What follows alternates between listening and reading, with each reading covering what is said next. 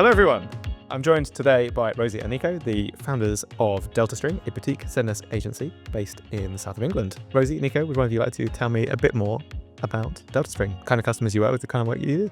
Yeah, Deltastring, we are a third-party implementation agency for Zendesk customers. We work with a mixture of kind of enterprise-level clients, but actually the bulk of our focus is the companies at that inflection point, right? Just going from being a kind of small business into doing something that's quite exciting, right? And they're just suddenly finding that where they were set up is suddenly inadequate, and they need someone to come in and help them make sense of what they've got. We try to be a bit different than everyone else. We kind of really focus on things are worth doing well because that's the right thing to do. We're looking for what's good for the agents, as well as the customers, as well as the business. Everything that we put in is going to be just helpful for everybody. And are you usually going into companies who have already got a Zendesk set up and you're kind of, optimizing it, perhaps, adding additional products in there or, setting things up? Or are you more often going into companies and say, well, you're using nothing or email or some other product? We think that this set of processes, this set of tools, this set of services is a general good starting point, and we can tweak and tailor that for you, and that's based around Zendesk. We do a mixture, but the bulk of what comes to us are companies that are already using Zendesk that maybe have 30 agents, something around that, and they're just kind of at a point where sometimes it's because the business is pivoting into doing something a little bit different. It's really that kind of point on the hockey stick is where we kind of exist, which is good for us. When a customer comes to you, how are they normally describing what it is they want from you? Because that sounds quite a sophisticated articulation of what's going on. What are they normally saying to you? And then how do you kind of meet them where they are and take them on where they need to go?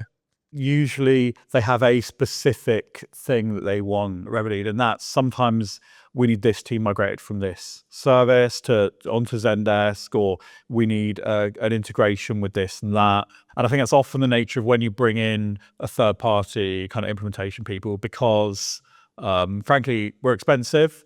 And so the way you're going to have budgets to do that isn't going to be, well, we just want a bit of a tune up. We have some ongoing maintenance, what have you, but it's going to be, we have this big thing in mind. And then what we find we do is we take a step back, look at what they have, and actually really get that all in order before then starting to, with in mind, right, this is where we're going to end up, but where are we first, right?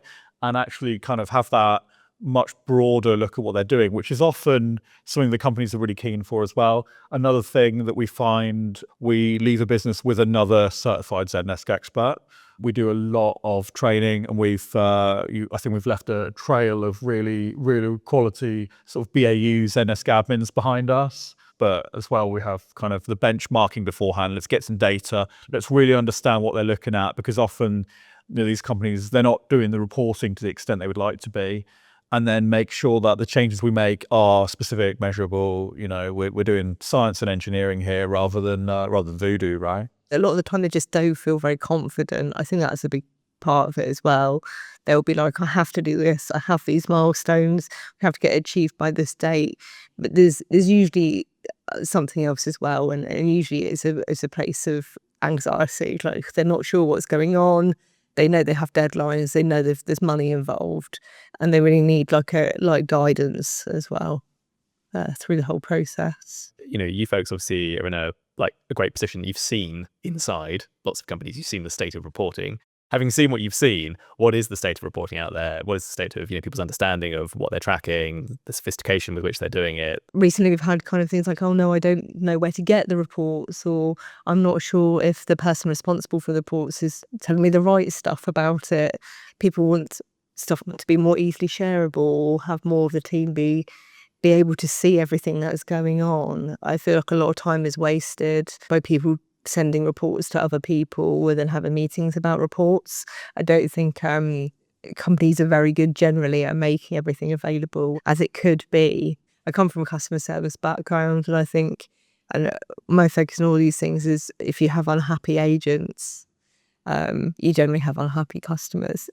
Something I really often see is that teams, managers, directors right the way down to, as well, people kind of at ground level talking to customers, they don't have exposed to them the information that shows them if they're on track with what they're measured against. And I see managers who are told, right, we want to see, resolutions on this, what have you, but they don't necessarily have that actual data available. They got things that are kind of adjacent to it and tangential to it. But yeah, often people don't have the data exposed to them that shows how they're achieving against things they're measured against. People do have this big tendency, I think, to go down the, what are you doing with your time? Let's try and juice every single second out of everything that people are doing, and generally it backfires. So what approach do you advocate instead? And, how do you generally go about trying to bring people on that journey? Again, if they're starting from a place of, I want to know what everyone's doing every second of the day and how much time they're spending in the status, how do you take them from there to where you think they should be? We have all programmed ourselves to enjoy seeing the numbers going up, right? And to work out how we improve the thing that we're measured by, right? It's everything, right? It's Instagram, what have you. Like, a bigger number, then I've done better there, right? There are always ways of kind of comparing yourself to other people, and that's part of who we are as humans, and bringing that into the workplace, I think for a while was seen as a negative thing, and you can leave your kind of top performers feeling like they're dragging everyone along with them, and you can have your, people who are kind of maybe finding their feet a bit, feel a bit isolated. It's changing that mindset as well. Like, I think that the person who will spend as much time sorting out one really difficult ticket at the same time as someone's, closed 10, they're really valuable. They're patient. They want to get things right. They want to make sure that this is closed up and all sewn up nice and, nice and neat. And that's incredibly valuable. And it's about kind of pointing that out, I think, a lot. It is difficult to break, especially when you could just have a list of numbers. You can't measure that stuff very easily. So it's trying to bring back that way of kind of the quality is the most important aspect of service. You touched as well on having a good baseline when you start a project so that you know what you've improved.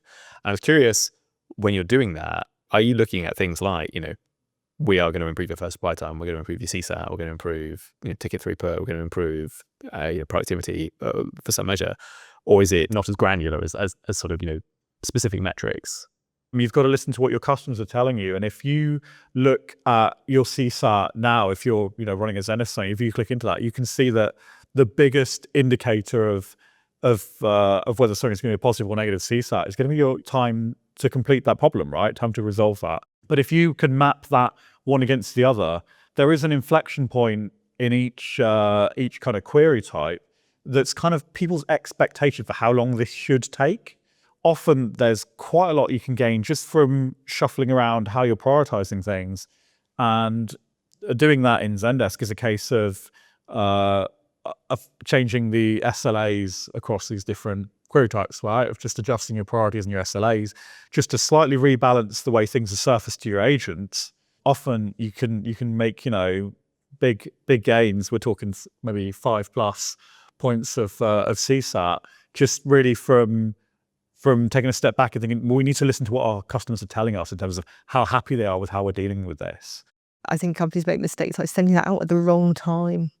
Yeah. At the wrong time. Like, I don't want to tell you how well I've done before I've bought something, or I haven't got it yet. Why ask me before you fixed it? I'm probably furious, but I'll probably be fine once you fix it. And then you get a calmer, I think, more accurate feedback in a situation. But I think if we changed the way that we presented it, we would get so much better data from everyone. We're coming to the end of our time together, so thanks so much for taking the time to chat with us today. As we close, I do want to give you one final chance to plug Deltastring. So maybe you could share with us all, like, what is your secret sauce? What is it that's in your mind? What is it that sets you apart from other Zendesk agencies? Why should people choose you? We come from the view of it's always better to do things right, even if it might not necessarily be the most cost effective, the quickest way for us. Everyone wants customers to be happy. I would like agents to be happy. That's something I focus on. We really focus on that human element of all of it. We're just two people who could really just help you get the best out of everything that you're trying to do every day. Well, with that said, it's time to wrap up and say bye to everyone. So thanks again so much for your time. Thanks for sharing all your insights. And yes, cheerio.